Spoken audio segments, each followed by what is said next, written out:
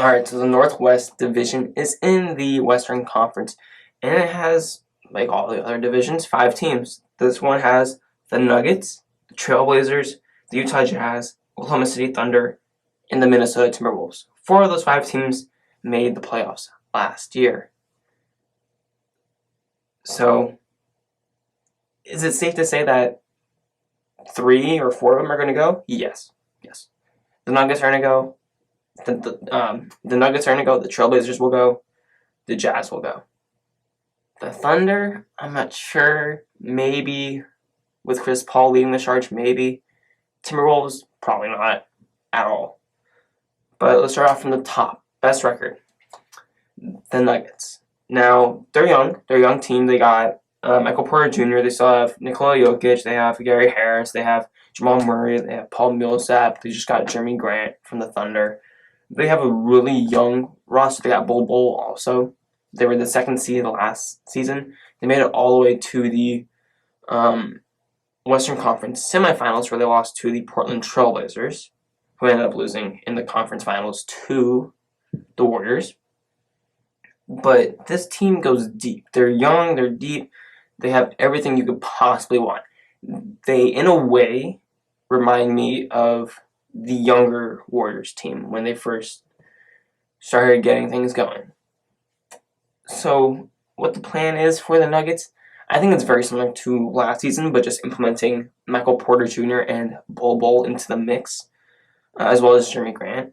I think that this season you go for the number 1 seed. I think that they saw how much that number 2 seed really helped them, and they want to one-up that and go for that number 1 seed. Especially as a young team, you really need that home court advantage and that support.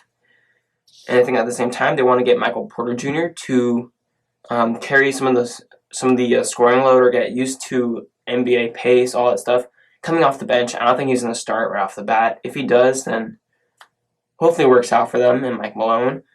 But yeah, I think he comes off the bench, same with Bol, and I'm really excited to see that happen. And I think that they're going to try to develop him and Bol as much as possible for the playoffs and for future seasons. Their goal, I already said it, get the number 1 seed. I think for them, they want to get to the Western Conference Finals. Making the finals is great for them, but I think that their main goal, is getting to the Western Conference Finals. Again, building up that playoff experience with the young guys so that going forward, you're set and you can actually make multiple runs and create a dynasty. At the same time, I think that they also want Michael Porter Jr. to get a lot of reps in, and I think that they hopefully want him to eventually move up the rotation into a 6th man and hopefully average around 10 points per game. I think that's a good number for him. So that's their plan and their goal. That's what I believe their plan and goal is. Now for the Trailblazers, they lost Enes Kanter and Seth Curry, but they got back Hassan Whiteside. It's an interesting move. I'm not sure if I'm fully on board with it. They did get the 3 seed last season. They got all the way to the conference finals. I really don't know where they go from here. I guess their plan is get a high seed, just like probably the same thing as last year. Get a high seed, stay healthy, fresh. I think the main thing for them is figuring out how to have an offense or a scorer without Lillard or McCollum doing a heap of the work. But looking at their roster, they're the 2 main playmakers. They're the 2 main playmakers, so I don't see how that's going to work. I just don't. And I think that their goal in their mind is get to the Western Conference Finals again. But in my mind, I just think that they're stuck right now. They have a lot of bigs, and it worked for them in the playoffs, having all those bigs. And they have Damian Lillard and TJ McCollum. But they're kind of stuck at this point.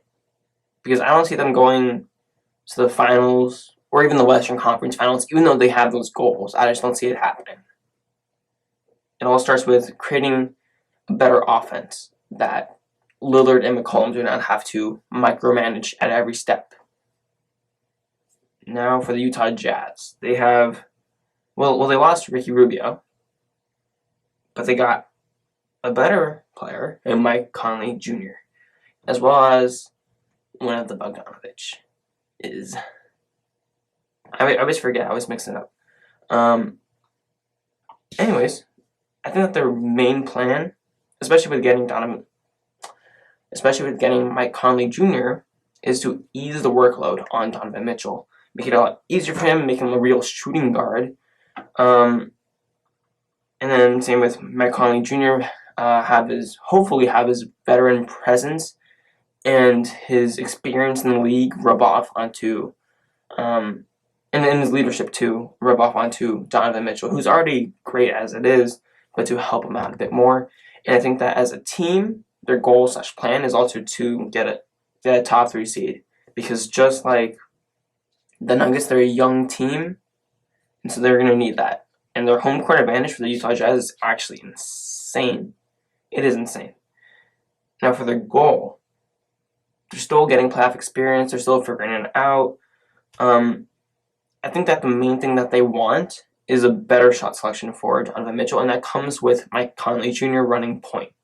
It comes with him handling the ball more, allowing Donovan Mitchell to become more of a shooting guard rather than a playmaker that has to do everything, and really figuring out that offense in the clutch to ease off the workload, like I said, on Donovan Mitchell, and allow Mike Conley Jr. to also share that workload, especially in the clutch. And like I said before, I think that their main goal is not only to get to the playoffs, but to get a top 3 seed. If they can do that, then they look really, really nice for the future. Not this season, because I don't think that they're going to win the whole thing this season, but they look really nice and set up for future seasons with all that playoff experience. The last 2 teams, the Thunder and the Timberwolves, their plan and goal are essentially the same. For the Thunder, it's make the playoffs if you can, with CP3 leading the charge, but really just develop the young players that you got, like Shai Gilgeous-Alexander alongside Danilo Gallinari and Steven Adams and CP3. Basically, that's all you're doing, and just preparing for the future, for the draft, stocking up on draft picks, stuff like that. They already got most of that done, especially with the draft pick part. Now for the Timberwolves. I mean, this has pretty much been the plan or goal that people have been calling for quite some time now. It's, you got to keep Andrew Wiggins, or you got to trade him. So far, they've been keeping him. I think that this season really, really should be the do-or-die season for Andrew Wiggins.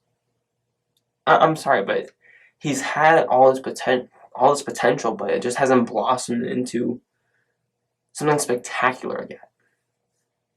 And I'm pretty sure in their minds also, especially with Karl Anthony Towns, because I'm pretty sure they want to win. And I'm sure that they want to go to the playoffs. But in reality, sorry to break it to you, they probably aren't. So in this division, they're probably going to go from 4 teams making the playoffs to 3 teams making the playoffs, which is still good.